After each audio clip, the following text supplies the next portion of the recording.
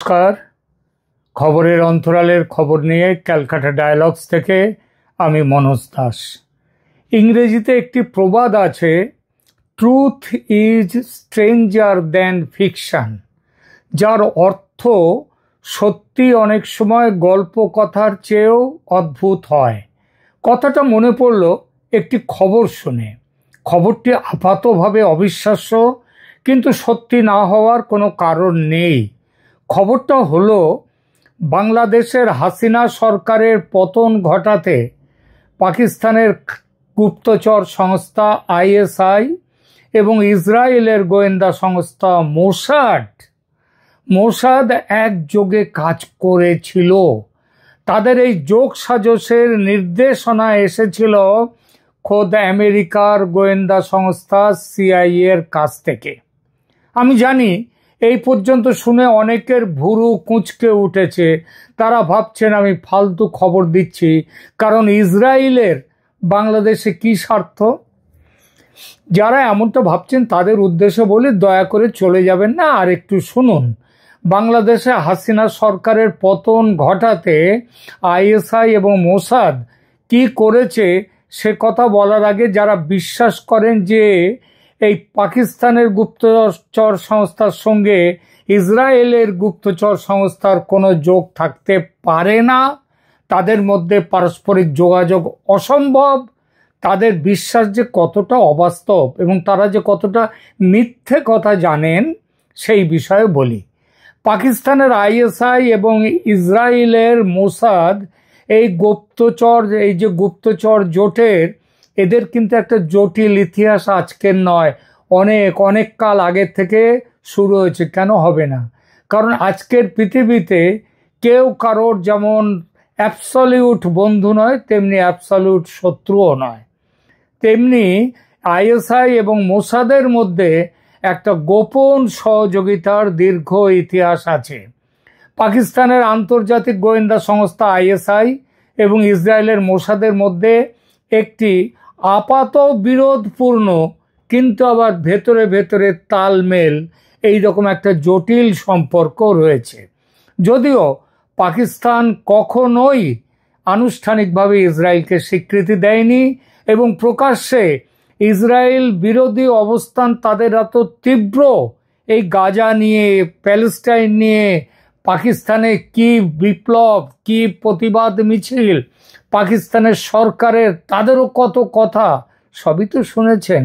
তবু এটাও শুনে রাখুন, আনুষ্ঠানিকভাবে ইসরায়েলকে স্বীকৃতি না দিলেও এবং প্রকাশ্যে ইসরায়েল বিরোধী অবস্থান দারুণভাবে বজায় রাখলেও উভয় দেশের গুপ্তচর সংস্থার মধ্যে কৌশলগত সহযোগিতার দু চারটে নয়, অসংখ্য দৃষ্টান্ত পাওয়া যায়। বড় বড় দেখে দু চারটে কথা বলি। প্রথমে বলি 1980-র দশকের অপারেশন সাইক্লোন। সেই অপারেশন সাইক্লোনে ইসরায়েল ও পাকিস্তানের গোপন সহযোগিতার কথা। সবচেয়ে গুরুত্বপূর্ণ সহযোগিতার ঘটনা ঘটেছিল 1980-র দশকে সোভিয়েত আফগান যুদ্ধের সময়। অপারেশন সাইক্লোন নামে পরিচিত এই অভিযানে সিআইএ, MI6, আইএসআই এবং মোসাদ একসাথে কাজ করেছিল। এই গোপন অপারেশনে ইসরায়েল কি করেছিল? সোভিয়েতের তৈরি অস্ত্র, যা সোভিয়েত রাশিয়া করেছিল কি প্যালেস্টাইনের জঙ্গিদের দিয়েছিল, সেই অস্ত্র প্যালেস্টাইনি জঙ্গিদের কাছ থেকে দখল করে নিয়ে আফগান মুজাহিদিনদের সরবরাহ করেছিল। কে করেছিল? ইসরায়েল করেছিল। ইসরায়েল ছিল সেই দলের মধ্যে, মোসাদ ছিল। কিন্তু আফগানিস্তানে ইসরায়েলের কি তার লাভ লোকসান আছে, কি তার সেখানে তাদের কেন তারা সেখানে যাবে? এই অভিযানে দুই দেশের গুপ্তচর সংস্থার মধ্যে, মানে আইএসআই এবং মোসাদ, এদের মধ্যে গভীর পর্যায়ের যোগাযোগ ছিল। সেই যোগাযোগটা কেমন ছিল তার একটি ছোট্ট কথা বলি সেই বিষয়ে। ওয়াশিংটনে ছিল উভয় দেশের দূতাবাসে যৌথ গোয়েন্দা অফিস স্থাপন করা হয়েছিল, ইসরায়েলের দূতাবাসে এবং পাকিস্তানের দূতাবাসে। এই সময়ে পাকিস্তানের রাষ্ট্রপতি জিয়াউল হক, তখনও তিনি জেনারেল হননি,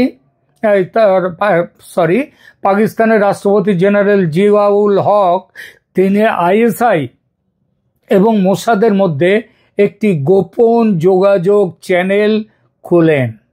বর্তমানে আসি আধুনিক যুগের গোপন যোগাযোগ। সাম্প্রতিক বছরগুলিতেও দুই সংস্থার মধ্যে মানে আইএসআই এবং মোসাদের মধ্যে বিভিন্ন গোপন সহযোগিতার খবর পাওয়া যায়। গোয়েন্দা তথ্য ভাগাভাগি তো আছেই। 2008 সালে নভেম্বরে, শুনে রাখো, নভেম্বরে যে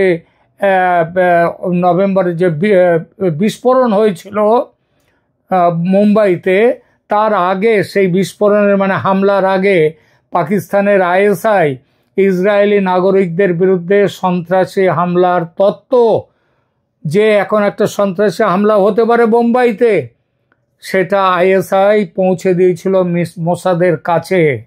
কেন পৌঁছে দিয়েছিল? যাতে ইহুদি নাগরিকরা না মরে। আসুন সামরিক সরঞ্জাম বাণিজ্য বিষয়ে।